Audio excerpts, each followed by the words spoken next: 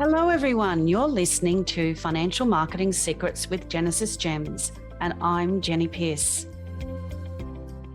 Well, I'm super excited about this episode because I have a lovely, lovely lady and someone that I've really enjoyed getting to know over the last couple of years. She's a powerhouse in my view, and she's perfect for this episode of Jenesis Gems podcast. That's Dawn Thomas from The Wealth Designers. How are you, Dawn? Oh, I'm very well, Jenny. Definitely enjoying being in your company as always. Well, we do tend to sort of come from the same page. So I do think this should be a delightful and possibly slightly humorous episode. So Dawn, you're a senior financial advisor, as I said, at The Wealth Designers, and I'd love you to share with everybody a little bit about your background, sort of how you got to where you are today. So I've had an interesting journey into advice because I did not know that I would become a financial advisor. If you had asked me when I was 20, I was very passionate about being a journalist. And as I went through my media studies and mass communications degree at Murdoch University, moving here from Singapore, I grew to love the other forms of media like radio and filmmaking. And then I was hit with the harsh reality upon graduation that if you have a student visa and you're applying for a permanent residency, graduate programs are not going to come your way quite easily. And that's when I think I felt like I made my first adult decision in life where I went, okay, maybe I have to let go of the dream for something more practical. And that's how I ended up in the bank. And through the bank, I found the financial planning graduate program after about 6 months. As soon as I was on it, I was hooked. And that's how I've become a forever financial advisor. Oh, I love that. A forever financial advisor. Yeah. Perfect. And now with obviously the Wealth Designer team. Yes, and I found my forever home. So it's taken a bit of a journey to get here. I think the more that you understand yourself as you grow older and you've got kids, you become a lot more demanding with what you want in life. And I'm so glad that I've landed here.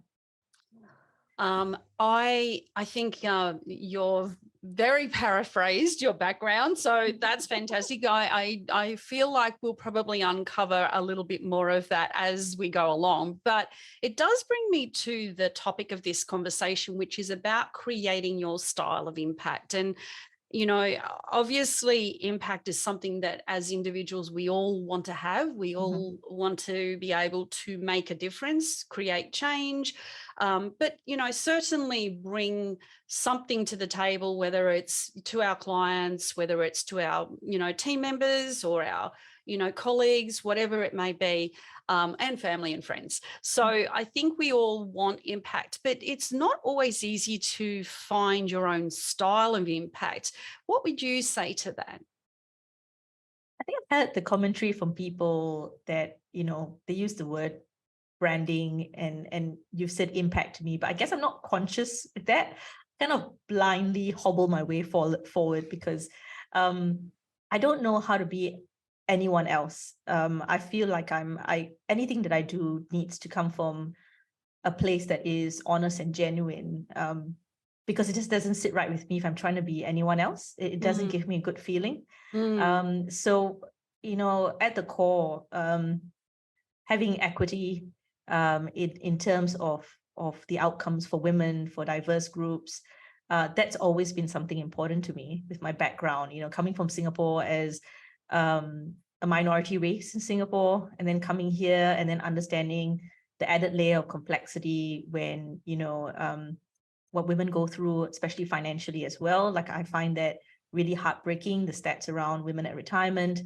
And then as a mom, you want your kids to have a really good outcome in life. I want them to have equal chances at moving forward. So it's always been my drive of always going, how can we make things fairer for people? And maybe I see myself as an underdog. So I very much like the underdog story. I'm rooting for all the people that maybe, society says you're not supposed to win. But I'm especially invested in you guys. I want to make sure that you get there. I quite agree. I think, I think it's essentially what you're saying is that all you can be is authentically who you are. I think that possibly the bit that I'd be interested to hear a little more about is, to become authentic, or to be authentic, because you can't become authentic. You are who you are. I'd like to know how, what have you gone through? What is some of the things that you've experienced that's helped you find what was right for you? I think I've also discovered over the years I'm very much a people person, so I can either be really inspired by people, or people who are not pleasant to be around can suck a lot of energy out of me. So I feel like I really fly and hone in more to my voice when I've got really a supportive group of people around me, where I just feel like it's really my safe zone to be really courageous and bold. And it's not to say that if I don't have those people around you, that I'm not going to be courageous and bold. It's just that it takes a lot more out of you. So you feel like, is this a battle I want to pick today? You start thinking about, picking your battles, because you're just emotionally exhausted, and you need to have something to give your family by the time you come home. So it's that bit of, when I was at the bank, I didn't have social media presence, because it was not really something you would do when you're in the bank because of those controls. But I had lots of controls. So I've always learned to operate within the box. As much as people say think outside the box, I think as someone who comes, like I say, I'm a person of color, I'm a woman, I've learned to always navigate within the system, but find my own way to actually mold it towards what I'm trying to achieve. So I'm not so much like I'm breaking the establishment. I'm trying to work within what I have and always work out what can I control and what I can't control. But within the bank, definitely there were people in the bank who really looked out for me. I felt, really motivated by them to continue being my fearless self. But equally, before I left, because our department was closed down, so my last role at the bank was a role that was made redundant when I was managing a team of advisors. I did experience people who were trying to like knock me down a peg, so there's certain people that will respond to you positively because they say, you've got great energy, you've got ideas, you want to do something different. But on the same vein, your same reaction can cause other people to want to curb that. It makes them feel uneasy in some ways. So they will try. They will try their ways to kind of knock you down. So that was, I guess, my first real experience for the first over 9 years of my career in the banking space, was having those highs and lows of people who are extremely there for the journey, and then people who just wanted to knock you down a few pegs, I guess.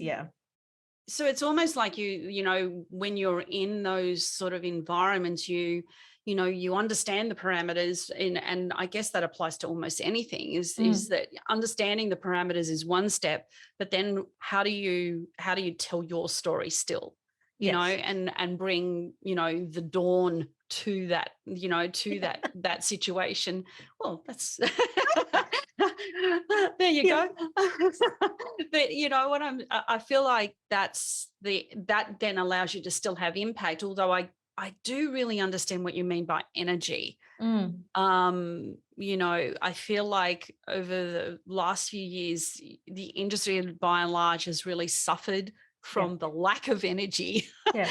Just spent, I think. But I do feel like we are seeing a new dawn.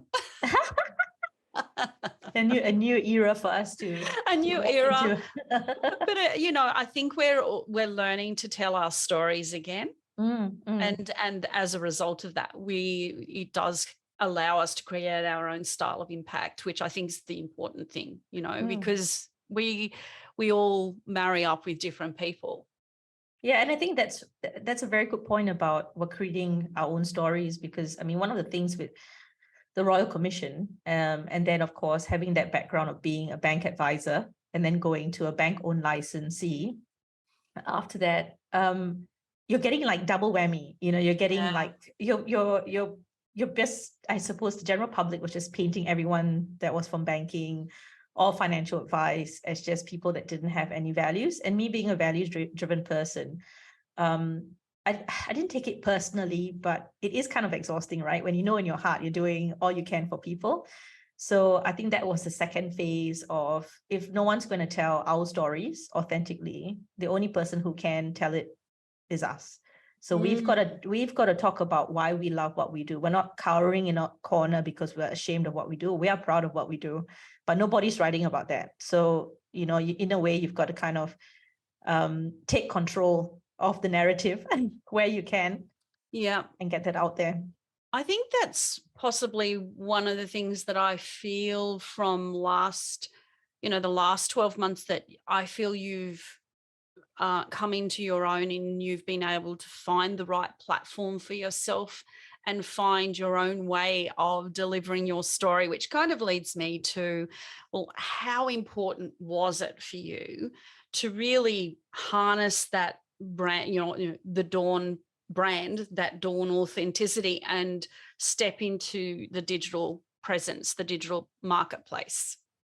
It was a bit of a journey, Jenny. I must say that when I left the bank, it was experimenting with my voice. Maybe I didn't know what my voice was consciously. And where I worked at Wealthwise with Jamie Luxon. Jamie Luxon is an awesome person. I think he gave me the space to find out who I was. And it's that story of you just need to experiment with what your views are. What do you firmly believe in? Now that you've got the space to really say something, if you're not censored anymore, not to say that the bank censored us, but you know how it's restrictive.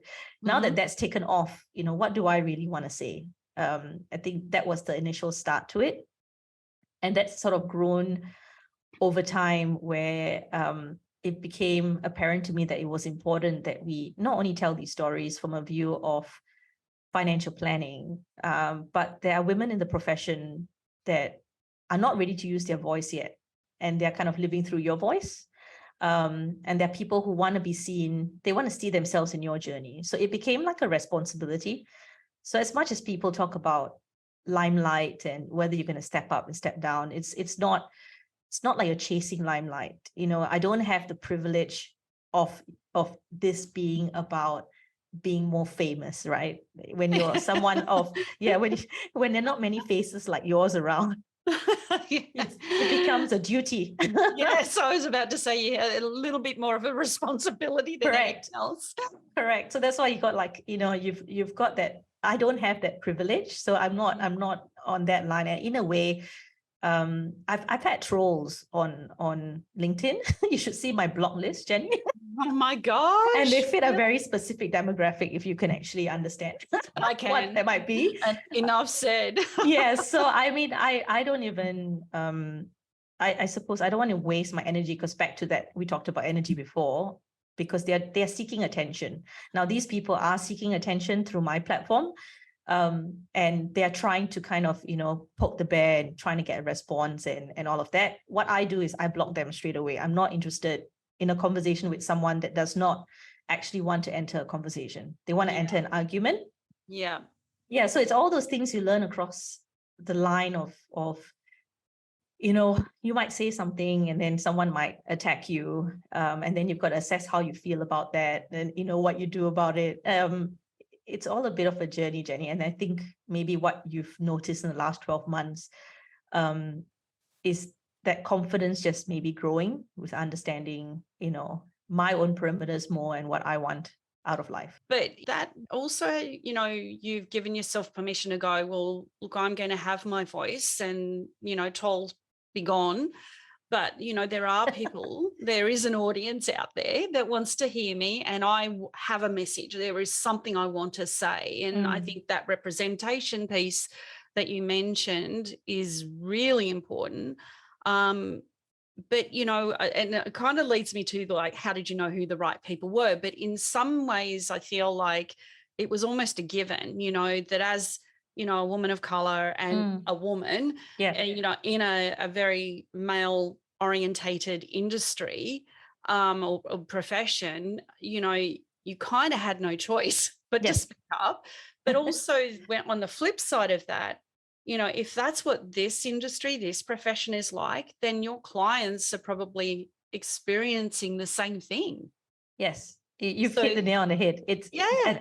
Because I wouldn't want to ever, um, not for a second will I ever think of leaving.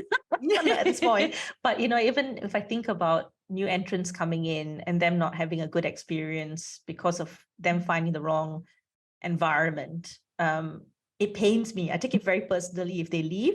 Like, because I mean, you would do this as well, Jenny. I mean, you're a founding member of Inspire. It means a lot to you to have more women in the profession. And when I hear that they've landed in a place that maybe is not treating them right, people not being opportunities or a fair go, I take it really personally. That's why my messaging in the last 12 months has really been about alignment. Yeah. Because with alignment, you can fly. I mean, that's where your impact is. I would say that people do financial advice because they're passionate about this job. It's not an easy job at Yes. all. So yeah, so if you're in the right place, you're going to soar. You're going to soar in doing something that's actually really difficult. Yeah. But it's because you love it. And I just don't want anyone to feel isolated. Maybe that's the other reason about being open about journey, is that if you feel you're alone in your journey, I think it's really hard to get the assistance or support you need. And we have great support systems. Like for example, like we know how to find other like-minded people. And there are some probably women in the profession that don't have those networks. So it's about kind of telling that story of, hey, I'm not doing this alone. I There are think, amazing people out there, things like that. yeah, I think everything you've just said is 100% right. I think that the other thing to that is that, the one thing that's really important that you have done well is that, yes, there's the fun stuff, but there's also this very serious side to what you say, but you deliver it in a, I'm not beating you over the head approach, but I can accept and receive this, and sometimes what I find, particularly in sort of, in leadership roles and authority figures and things like that, they can become unapproachable. Whereas I feel like, if I was out there right now and I was, in my professional year and I was struggling, I wouldn't hesitate to put my hand up and go, could I just have a conversation? Yeah. And I feel like that's about the light and shade that you've brought to, what you say and what you do. It's okay to be serious and vulnerable, and that's what makes us who we are and brings, and essentially that authenticity coming back, to the forefront again. Oh, thanks, Jenny. I think it's also like, we know there are serious topics, and like hearing that young women could be leaving and us still really being delicate around the topic as to why that really happens. That annoys me. I mean, I think that's Yes. my commitment and my committee's commitment within Inspire, is that we want to have honest conversations. Like, let's not just have one day where we kind of talk about what the barriers are and do nothing about it all year. Like, we are just really determined group of women, and we've taken on that determination from all the women that have come across us. It's really how we give back, because other women have lifted us up. So I mean, that's why when it's meant to be serious, you've got to be serious, because there's serious things out there. Yeah. But at the same time as well, I like pushing the boundaries of what's professional and what's not, right? I remember someone saying to me early on in the days of when I was at the bank and I kind of did a few posts. They said, oh, I would never say anything personal about myself on LinkedIn because it's not appropriate. Nobody needs to know about my personal life. This is what they told me very seriously. And I'm just like, yeah, but then how do people get to know you? That's the thing. You're trying to connect with like-minded people, and you've got to let people in. And it's Yes. okay, like we both have colored hair. Does it Yeah. affect our IQ? Not really. I mean, is it important? Not really, but it makes us happy. So Exactly. it Exactly. We're not really doing it for anybody else but ourselves. correct. And if I'm happy with myself, I can tell you I'm gonna be a better advisor because I've got more capacity to Correct. give. So it's stuff like that where the studies and why I did the Masters of Applied Finance before there were minimum standards, why I got my CFP designation, all those things, the SMSF accreditation. Yes, some people might go, is it because you're Asian and you just go over the top? No, it's because I can be as warm and fuzzy as I want to be, and be maybe a bit of like an airhead, if that's the way people read it. But if you want to check on how competent I am as an advisor, please go and look at my qualifications. It's maybe that freedom. Somehow women, we always do more than what we should Yeah. follow. Oh, But that was my lever to go, I can be as warm and fuzzy as I want to be. Because where are you going to pick the hole as to why I can't do this? I don't know if that makes sense, but yeah, that's yeah, no, 100%. I totally agree with you. I think, the big thing this sort of leads me into, I want to chat briefly about Inspire, is that, giving yourself permission. And again, that's, that giving yourself permission to create your own style of impact, as little or as much as is right for you, whether it's on, a social media platform, or whether it's at a physical event, and daring yourself to go, I'm going to approach Dawn or approach Jenny or whomever and have a conversation. It's really giving yourself permission. And I feel like, that's one of the advantages of Inspire. Its legacy, it's 10 years, and obviously under your leadership now, it's about being able to, let the people within that Inspire community give themselves permission to just turn up with no expectation, just be there or just be part of it. Yeah, be part of it and lean into being yourself, right? It's like and like you said as well, when we talked about Inspire with us, is that Inspire was always about change. And if we think about 10 years, there have been changes, but we want more changes. It's not that we're being unreasonable. It's just that we have a long way to go. Yeah. And we will keep on pushing so that we can continue, like I say, the legacy of the women that came before us. But there will be women that will come after me who are continuing this fight. We wanna bring them up so they got their voice and they've got their energy, and then we kind of step aside, and the next round of women are going to come in, warrior women trying to just continue this fight. Yes. So we like got a tapestry, really, isn't it? Yeah. Because we're all part of that story, of telling, we're creating the tapestry of the women in financial services, whatever role they play, whatever. Yes. It's an ecosystem, and we need, the advisors are there as the conduit to everything that could possibly make good for other women and men outside, in Australia. But my view is that ecosystem's really important.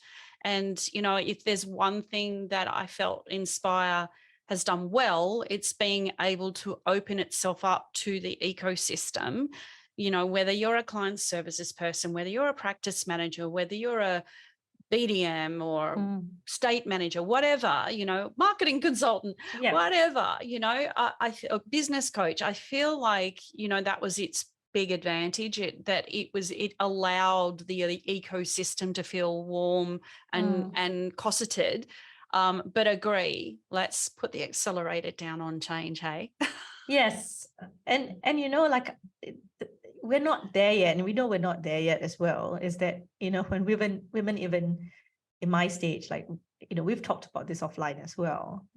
If I'm still experiencing hostile work environments, then it's like, and this is how far I've come, and with my support system, and you kind of go with all the resources that I have, with all the experience I have, and that's still where I can land myself in. You kind of go, what about someone who's younger, who doesn't have as much of a network, that doesn't know who to reach out to, who might be too scared to leave a job because they feel they're not going to find a job elsewhere. I had a young woman contact me, and she said she was told by a recruitment agent that she can't do X, Y, and Z. And I was like, oh, that's very odd. I'm like, are they telling that to you because you're a woman and of a migrant background, that you are apparently supposed to take 2 years longer to get to this point in advice? And that's kind of the guidance you're getting from a recruitment person, which and Deb was saying as well that that she's heard about professional years and women not being appointed to the professional year at the same rate that guys are. Like, we're hearing about things like that. So this is happening now, 2023. It's still happening. It's still, I know. It blows my mind. So I'm just like, so much left to be done. I feel like the voice is getting loud enough that there is, a pushback a lot. Once upon a time, you'd sort of sit on the fence and you just wouldn't say anything. You'd just go, well, what did I expect? Yeah. There was almost this fatalistic approach to it. Now I feel like people are going, well, actually, that's not cool. And it's just not cool to go to an event where, every speaker on the stage is male, and I get the arguments that are put forward, but, I find them, they're not watertight. No, correct.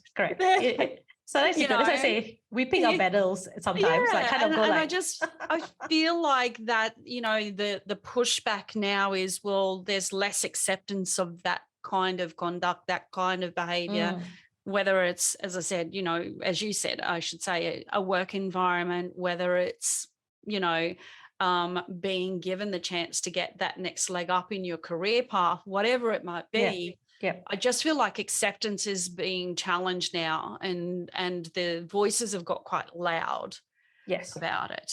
I think that's why we're back to the obligation piece again, that we have to use our voices. Those of us who can and are confident now, we need to use it, because we've got people coming through that need to hear it.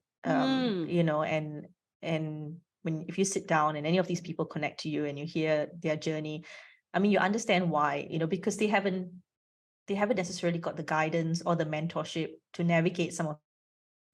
Well, and let's face it, we can't actually afford to discriminate anymore around the people we're bringing into the industry, because with 2,000 plus advisors leaving last year. Yes. We need as many new market entrants coming into the advice arena as we possibly can. So let's not discriminate. Let's actually give them all that open opportunity. And I think that's probably one of the most powerful messages there. So, okay. So we know, I want to ask you, is there a particular social media platform that you love more than the other, whether it's personal, business, or do you just love them all? Or what's your thing? Well, look, I've learned to navigate LinkedIn. I wouldn't say that I love using it, but I think I do enjoy, to a certain extent, ruffling feathers. When people go, oh, that's not LinkedIn content, it's like, I always go back to thinking of those people who go, who are the rule, what do you call it, the rule guardians of what's supposed to be appropriate for LinkedIn and not. I get a bit of a chuckle with that when you put something on, I would say as well, like I'm doing my posting for me. Like, I'm not doing it on behalf of a business. I'm doing it because it's entirely what I believe in. I don't follow a schedule with LinkedIn. I just post when I want to. I think Facebook, I was a bit apprehensive because I've had a private page, but it was one of my mentors who told me to set up a public Facebook page. So he said then people can connect, because sometimes clients do want to connect, and then you can kind of determine what you're willing to share on that platform personally versus your private one. So that was a really good tip. And then Instagram, I think I'm pretty horrible at it, Jenny. But in a way, like, I I'm just participating, and that's all right, because Just having fun. just having fun, because even if some young person tells me I'm doing it all wrong, I'm like, it's okay. This is the train wreck. Correct. I'm having fun, and you come to a point in your career where you don't really care too much about being judged that way, because I think Instagram has that sort of scope where it can handle it, and I think that's pretty normal. I mean, honestly, I often look at my Instagram feed and think, oh, I've got a bit serious. Yeah. And then the next week I went, oh, I went a bit crazy. Yeah, I think you owe it to yourself where you can experiment. Maybe I think people feel that you've got to get it perfect, or you need to get a certain number of likes, or you need to get a certain number of comments. I would say just jump in, because I've even experimented with YouTube and have my channel, the most like random channel, but it's really reflective of me. So, again, like you can put superannuation videos and food videos and cocktail videos all in the same channel. It's all right. You can put whatever you want. It doesn't matter. I just went. I have to check out this YouTube channel. I thought I had you covered, but wow. No, that's why I say it's kind of like, I feel you can experiment. Do I love one more than the other? Look, not really, but LinkedIn is gives me more of a joy if I I can be, if we're putting more serious, not so serious a different way. If you're putting content that's deviates away from the formalities of what it expects, maybe the other platforms don't really expect much of you. You can put whatever you want without much. Do you think? Maybe we disagree. Look, I think, there's that many platforms these days, and and depending upon your age bracket and the age bracket of the people they all work a little differently. I definitely agree with you. I think LinkedIn has morphed so much over recent times. It lost its stuffiness. It was like, it's not a Rolodex, people. Correct. And I do feel like Facebook is slowly coming out of the abyss, very slowly. But I would completely concur that if you want to keep your stuff to yourself, and and there's absolutely no need to apologize for that, because you have a right to own you, and that I totally agree with. But kind of like Instagram and TikTok and all, and I've got an advisor that an advisor that wants to start playing with Pinterest, and I was like, what? He goes, I've got all these infographics and all these things. Can we stick them on Pinterest? I'm like, yeah, but is that your target audience? Like, do you really think they're going to come knocking on your door? I mean, look, at the end of the day, it's what suits you. But there are platforms that have lots more freedom. And if that's what you want, then go do it. But I think you just have to be conscious that, it does leave a digital footprint. And if you're playing on TikTok and you're talking about financial advice, then Mr. ASIC is going to watch you. So you've got to just be very conscious of, it's okay to blend, but just know what you're doing and how you're doing it, and making sure it's, safe to do so. Yeah. And also with that bit, additionally, about your content, I think maybe what's a plus about LinkedIn is that it's really a way for you to grow your network. Like, I know that's what LinkedIn is for, but I don't think people necessarily believe that it can be used that way. I mean, I think for me, the very first thing that I did when I started using LinkedIn was, with all the Women in Finance awards and the sort of awards that came out after I left the bank, I would actually go through every woman in every category and connect up to them. And then I'll go for female-centric events, and I'll look at, they usually give a booklet of everyone attending. That's how I started. And I love my LinkedIn feed. Now fabulous. When it comes up, it's very much catered to the people I enjoy hearing from. And that's probably taken a few years for it to get to that point. So these women inspire me, because, it's one of those things that if you're going to open social media, you don't want to be opening something that's going to be causing you stress or grief. I think you want inspiration. So there's a good chance that when I open up my LinkedIn, I'm going to see someone that's making me feel really positive from the impact they are doing in their day. So it gives me the energy to have impact in my day. I do think that one of the things that I like about LinkedIn now is, you know, even if you do see a post go up that's kind of a bit blooperish, it gives you that sense of humor that, you know, it gives you the giggle, but then it's just as easy to flow through and go, you know, I've just read this most powerful piece, you know, and it just, you know, it changed the whole spin of my day. Yes. You know, but you know, again, you got that light and shade that you needed to, you know, I just feel like it's much easier to navigate the news feed on LinkedIn than it has ever been. And I feel like the contrast is there, but it does get down to making sure you select your friends or your connections carefully. Correct. Just don't accept every invite. I know people feel like, oh, I'm so flattered. So-and-so reached out to me. Yes, was he just making the numbers? You know, like what is that? You just be conscious that, you know, within a sort of 30 seconds or not, sometimes 10 seconds, you know, you've accepted the connection. Oh, and by the way, Jenny, I'm selling this marketing package or I'm selling this coaching program. And you're like, what? Yeah. Oh, I mean, I think that's becoming a quite prevalent on LinkedIn, but I think you're right. When you get it right, there's a lot of payoff, not just from you posting comments, you post yourself, but it's really finding your tribe. And being a mom, you know, basically when I was appointed to be an advisor, that was 2010. The same week almost that I found out I was going to come out was the week that I found out I was pregnant with my first child. Oh, wow. Yeah. So I've not really been into BNI, you know, like BNI has not been part of my life. I don't do long lunches with, you know, my mates and having drinks and, you know, going out on the weekends. That's not been my life, you know. So LinkedIn has been my way of keeping in touch with people, you know, COIs, letting them know I still love what I do. So they're not formal relationships, but you do want them, if they think they find someone that needs financial advice, they do know that you're still loving your job and doing what you're doing. So I'm not used to the, you know, let's go for this weekly morning, you know, every week, once a week, going for this.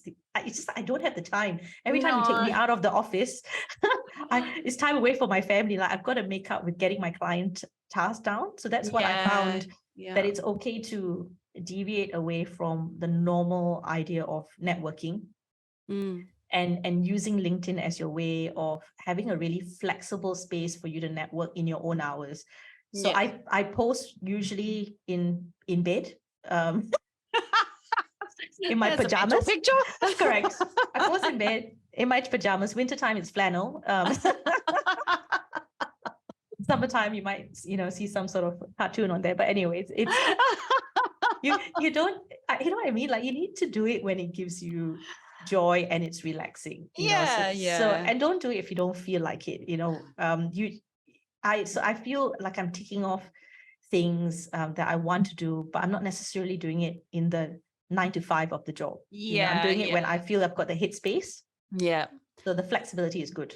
Yeah, I think that's actually, I was going to talk to you about, you know, lessons learned, you know, trial and error is how we learn. And in some ways you've kind of answered the question, like you found what works for you, but I'd love to know, like, have you had an epic disaster and you've gone, oh gosh, was it on a social media post that you were able to eradicate quickly, or have you had a kasplat, you know, moment? Oh, there was this time, and I say it wasn't really a disaster, but it was a learning experience for me. That, you know how I told you, I said there are people who give you energy and the people who suck energy out of you. So it took me a while to understand how to deal with people who suck energy out of me.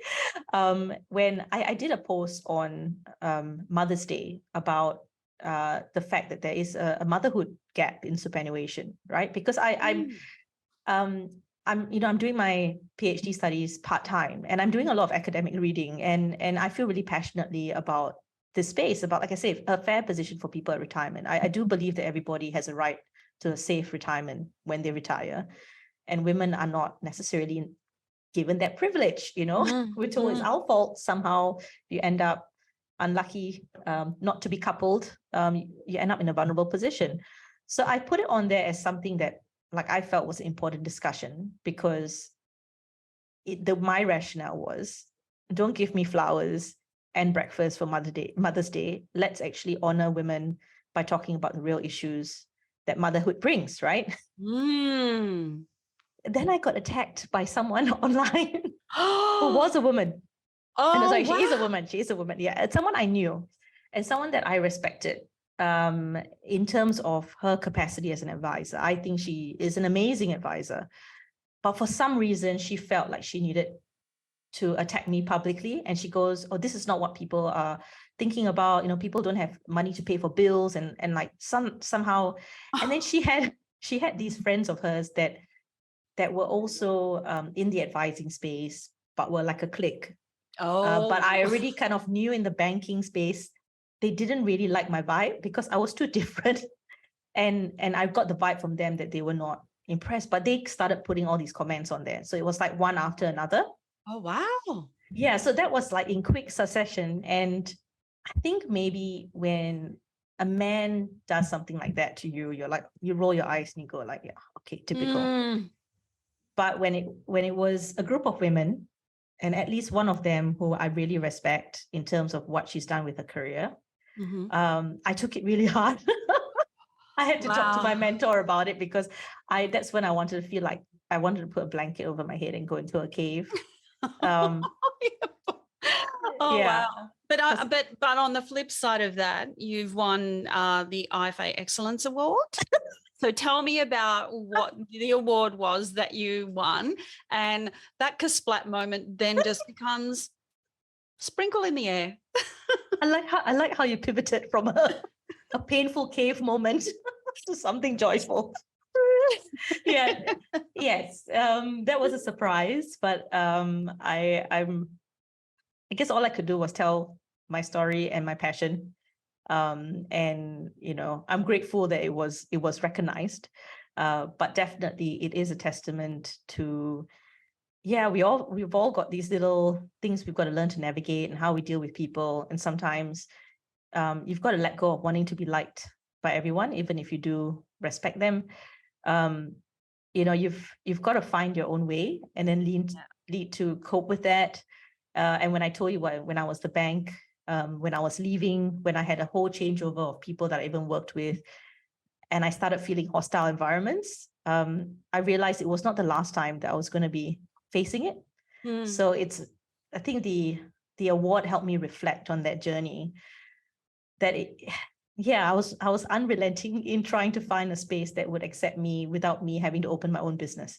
And that is the Wealth Designers, and that's Troy, and that's Cara, and that's the whole team here. Even speaking to Cara before joining, she didn't sugarcoat things. She was very fair with her assessment. Troy was lovely, but sometimes you don't know how to read into it when you don't know a person really well, because we are in a sales industry. They can tell you things, but you don't know. And then coming here and being able to look under the hood and it being even better than what I could have hoped it would be. Yeah. And then finally feeling safe in an environment after kind of going into this almost like survivor mode for like 18 months. And then feeling, that bit of that, look, I'm here now, I'm safe now. And then finding out my body's not bouncing back the way I wanted it to, because it's still having to heal from that. But then I just thought you go straight to thriving. Yeah. I thought you don't there's skip a little beat. bit called healing. No, that's right. I thought I would skip healing and go straight to thriving. So that was the learning curve of it. And honestly, I think with women and putting themselves forward for awards, I know that they are uncomfortable doing that.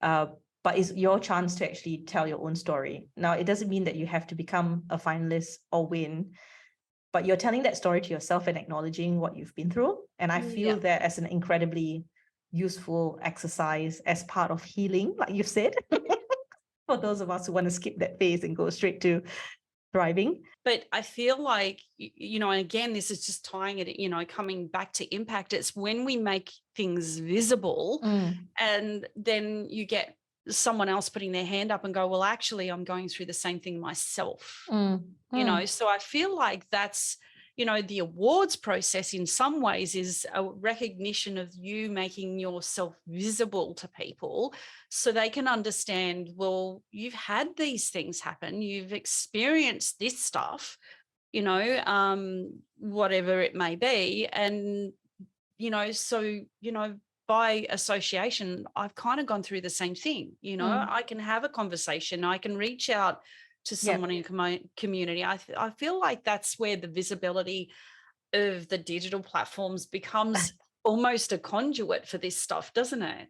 Yes, you're right. That I think if someone else can reach out and know that they can talk to you about what they're going through, and again, that leads back as well to what Inspire is. You know, there's a community for people to reach out to. But it's also that bit of when you land in the right place, which I am now, is that impact piece becomes so much bigger than I could have even imagined, right? So even something small, like I'll be walking past and Troy might just say, hey, can you just, he wants to talk to me for a few minutes, but I know he's a busy guy.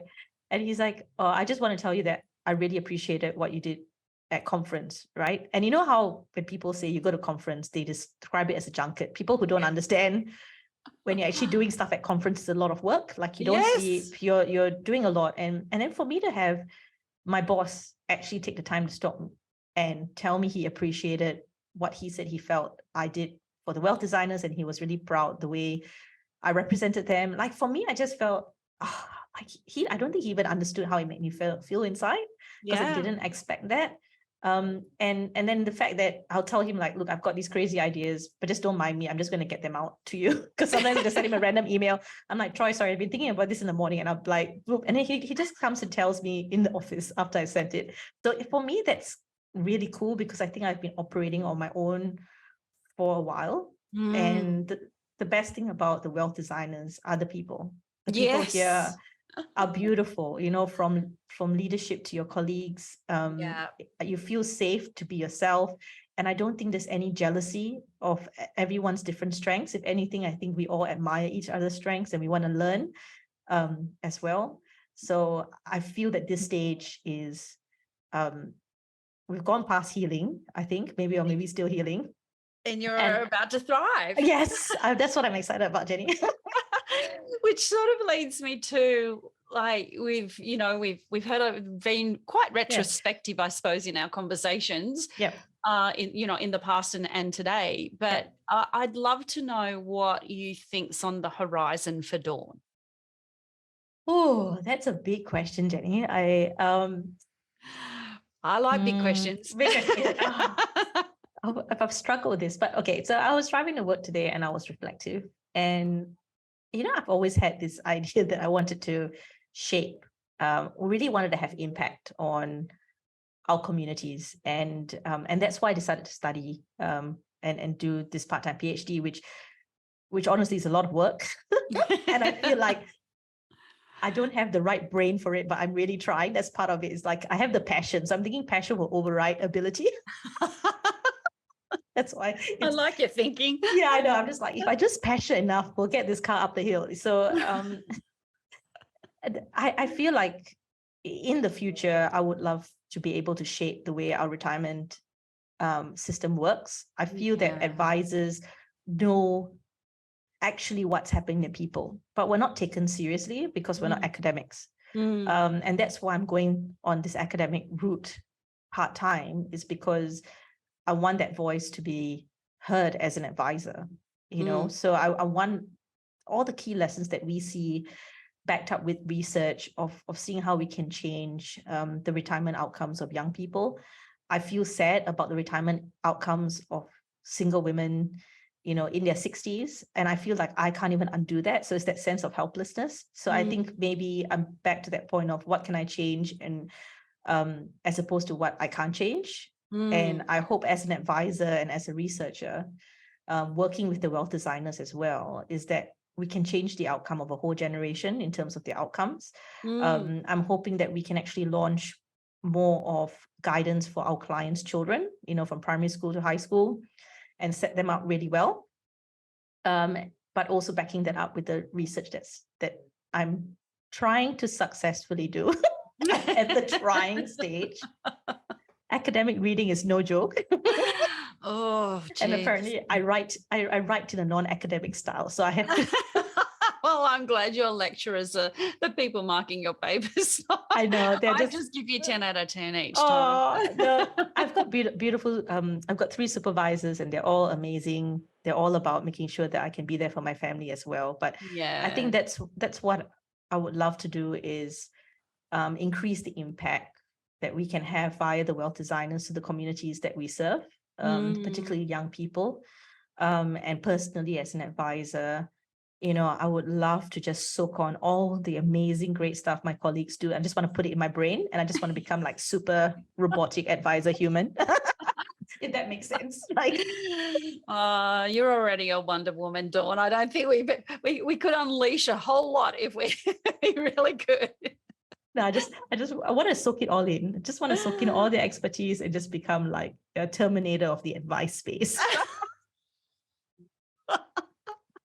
In a good way, Jenny. I think, I'm just thinking about what the Terminator did. But yeah. He's taken down, low super balances. That's right. That's right. Like, he's raising them up. He's raising up, correct. He will terminate low superannuation balances. Yeah. So I know that's not very a definite answer, but I generally know that my ship is sailing in a particular direction. Yeah. And it's on course to somewhere I want to be. Yeah, I feel like that's a lot to do with your sense of purpose. And I think that whatever's on the horizon for you this year and the next 5, 10, whatever years, I think it's living that purpose. And certainly everything I'm seeing and witnessing is demonstrating that you're staying on track for that. Oh, thanks, Jenny. Like I say, so it's just nice to be able to talk to you, being here and being a part of the wealth designer team. I think it finally feels like instead of a solo journey in advice all these years, that I'm actually doing it together with a whole lot of people that are so awesome. Yeah, well, I think community is one of the best things that when we get it right and when we find our place or space, it's just everything flows from there. So yeah. I'm going to ask you one final question. Sure. So I'm a budding financial advisor right now. Oh. I'm not, but anyway, pretend. And I want you to give me your hidden gem on what I need to do to step into my personal brand, just find my authenticity. How do I go about getting myself out there? Well, I think, first of all, just in the environment that you're in, ask the question, are you comfortable with being yourself? I think that's step one. That if you feel like you can be yourself when you come into work each day, that's a great start. If that's not what you're feeling at the moment, then you're probably not in the right place. Because if you're in the right place where you're celebrated for being who you are, you're going to have a lot more confidence to push out your message even further. Because you've got a safe space behind you, you've got people that have got your back. But if you're kind of feeling like you're really being maybe attacked for who you are, looked down, it's going to be hard to put yourself out there, because I think there'll be that voice at the back of your mind going, or should I, or that sounds silly, or, like that doesn't sound right. And, the second gem, it's just take the leap of faith that just put yourself out there. Like I say, it's not about the number of likes, it's not the number of comments, it's about you finding your own voice and actually being comfortable to sit into it. And that can take a while. So, I would just say, just start, give it a go, and just make sure that you're in an environment that is supportive of who you are and celebrates who you are. Oh, 2 perfect gems. Sorry, I'm greedy. Give you 2. Yeah, I do totally agree. Find your space or place, and don't be a wallflower.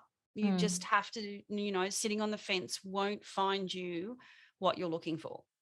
Yeah, exactly. So as always, Dawn, when you and I chat, we veer all over the place, but we always get there. Yes. And we do tend to have a lot of fun along the way. So, but I am so looking forward to catching up with you next time you stray over the eastern side. Oh, yes, Jenny, I'm definitely looking forward to seeing you again. And I just want to say as well that meeting you in person, like meeting, some of the other founding members of Inspire in person, and the sheer genuine warmth that comes through and supportive nature, I don't think you know how much it means to women like me, because you may think we're all like confident and we've got our stuff in order, but just that warmth is beautiful, to know that there are people like you out there who are just willing to so generously lift us up. And I'm very appreciative of that. Oh, thank you, Dawn. That's lovely. It's really if that's the one thing that I leave behind, then I've done a good job. So I think everybody needs to feel safe and know that there's, people prepared to catch you if you fall, Yep. And I think if I can do that in any way, shape or form, then that's my job done. So I'm always happy to talk to you, but thank you once again for imparting all those little hidden gems and sharing your story. And thank you, Dawn. I look forward to catching up with you again soon. Thank you, Jenny. Thanks for joining us today on Financial Marketing Secrets. Don't forget to subscribe to the podcast and be sure to follow me, Jenny Pearce, on LinkedIn, Facebook, Instagram, or Twitter, wherever you enjoy joining the conversation. Can't wait to connect with you. I'm looking forward to sharing some more Jenesis gems with you in the next session of Financial Marketing Secrets. See you then.